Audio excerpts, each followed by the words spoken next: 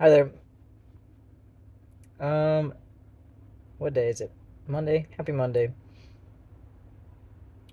Um, I wanted to talk a little bit about. Um,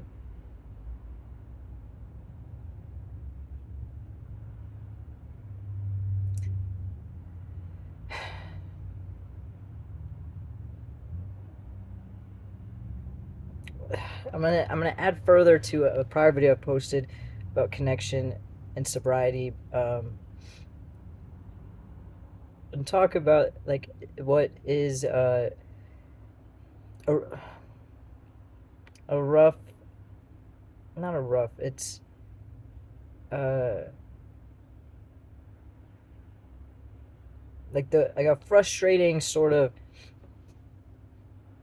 unintentional byproduct of when you're an addict and you create friendships and love in that place.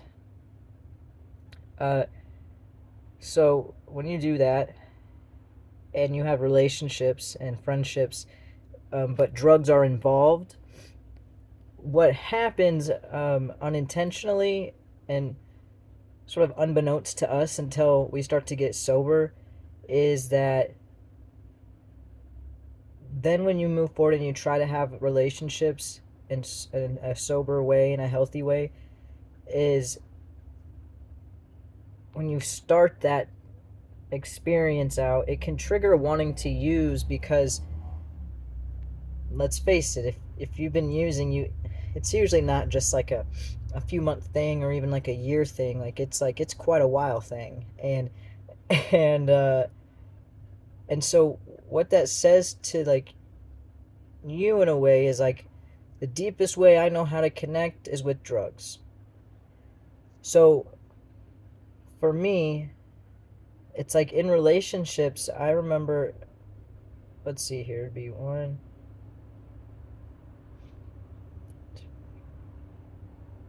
There was two people, three people, three people, more than one people, who, in dating me, I exposed them to meth. Like they would end up trying it and using it. All three of them, they handled it in a very different manner. But the point I'm saying is whenever I would relapse, go into using drugs, uh, it creates this. It's like when your partner wants to connect with you, it's like they want to know you. Like that's like in a general sense, like relationships are like that. Like the goal is like you want to know the other one deeply, like you want to understand them, like you want to connect and be one with them. So if you're involved in drugs or alcohol, the other person has the potential to be like, I want to do that because I want to be with you, I want to understand you, I don't want there. There's a lot in this. I've been putting off this video for a minute because it's a complex one for me to try to put into words here.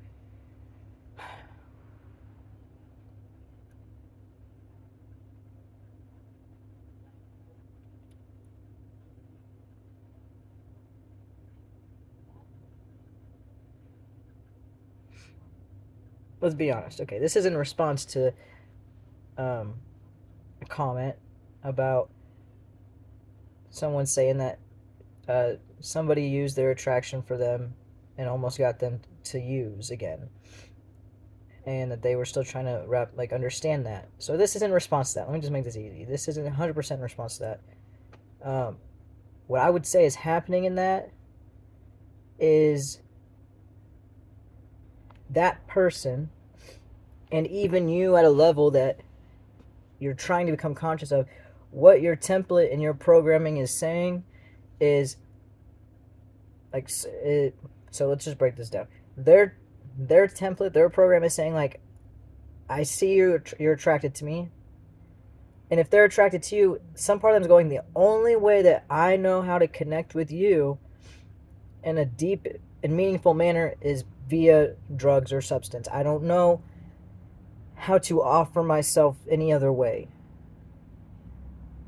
And So then on your side, it hurts because you're like, it feels manipulative, but it's really only saying exactly that.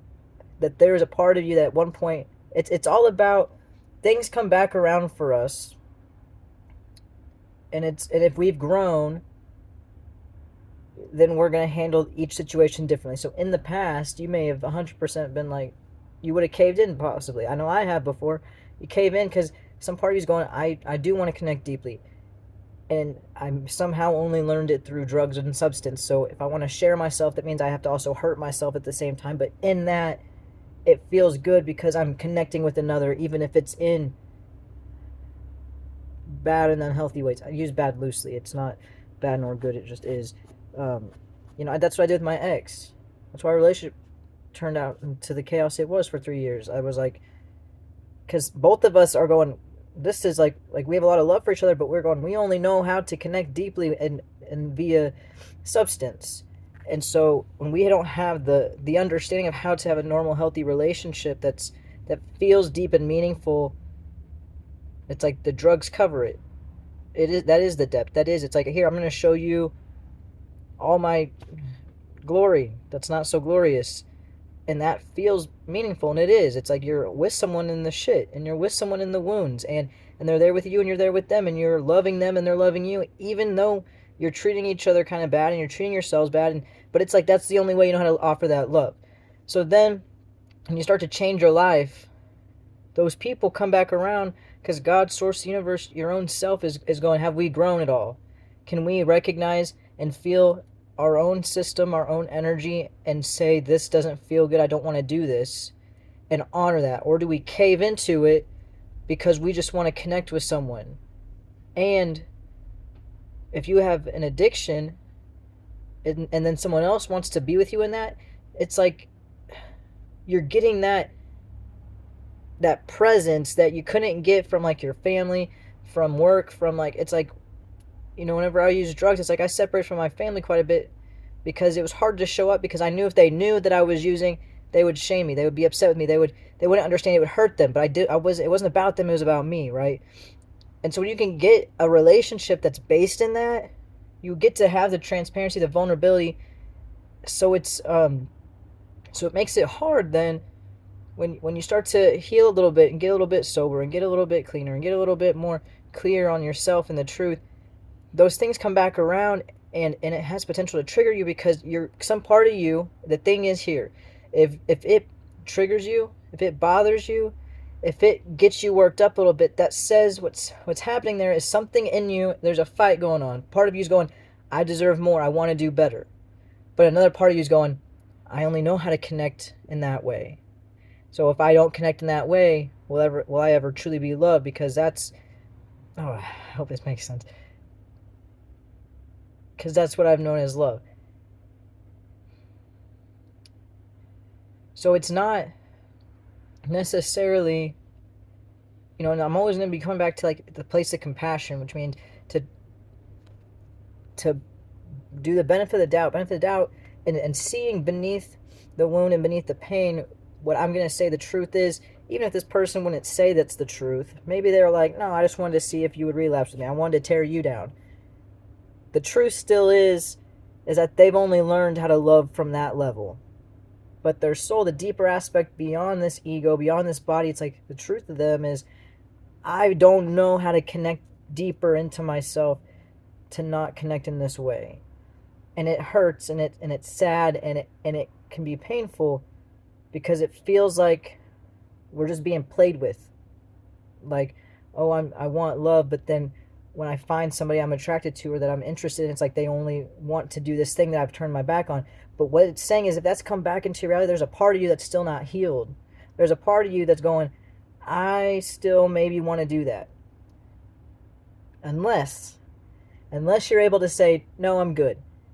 And just be like, that was a moment for that God was offering to me the situation. If I caved into it, then that means there was growing to do. If I go no and I decline and I move on and I decide to keep elevating and keep growing, and know that in doing that, a better person's going to be brought into my reality that doesn't want to use drugs, that still wants to understand me, that still wants to connect deeply. So there's a lot of healing work in both sides of this.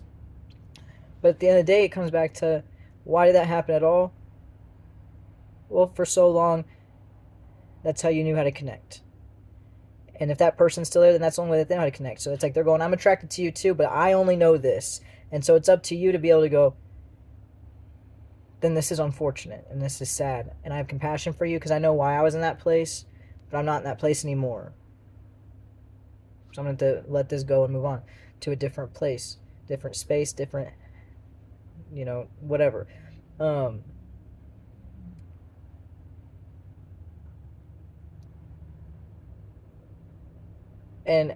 I know, and I kind of know this because where I was staying before I moved into Hillcrest, I was staying with a friend, and she was really like wanting to know me deeply. Like she was like really, it's like I could see that she was like this presence. Like she wanted to see me, she wanted to understand me. But I remember that started triggering me. I started really wanting to use, like I was having intense cravings come back up, and I was like, what is going on? And I remember saying, like talking to her about like drugs, and I'm like, man, I'm like, I'd love to get you high. I'm like, if you ever want to try it, like, and that came up in me. But she was smart to be like, yeah, we're not even gonna talk about that. Like, there was nothing in that. So like, I was able to get that out, but so I also fell into the place of what that person did with you, where I'm like, oh, okay, you want to use drugs? I became that, and now, and it wasn't until you mentioned that I was able to analyze it and kind of go, oh, why did I even do that with my own friend? I did it because I can feel that you want to connect deeply with me, but I only know how to do that with drugs. Like, I'm not yet in the place to give that right now. So, but I see, but it's like, and it just happened quickly. Like, I didn't even know why I was doing it. See, it's unconscious. Most of the time, it's unconscious. So, it's up to everyone to be their best and most healthy self. And, but if you get into the situation where two of you are wounded, then that's going to be a quick spiral down. But that's okay because that means you're learning and you're growing together. And you'll get, like, everyone, it will all be okay in the end. That's what I'm saying. It's all gonna be okay. But it comes back to, like, what part of you did you grow? Did you not grow? What are you still needing to learn? I hope that made sense. I kind of rushed at the end because I have to get back to work. But um,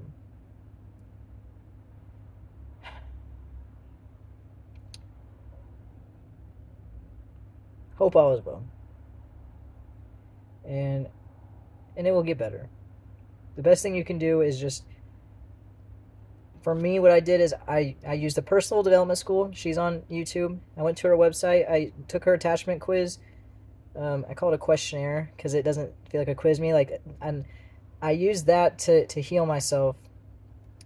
Find any quiz that talks about what attachment style you are. Find any of them. Find one of those.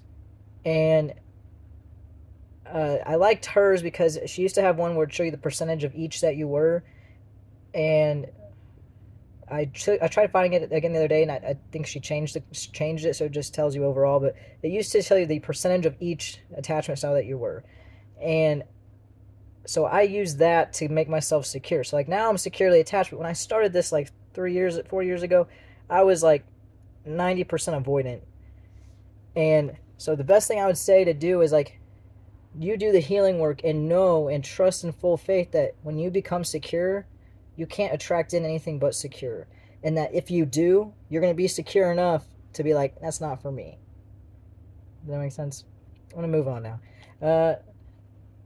Catch you in the next video.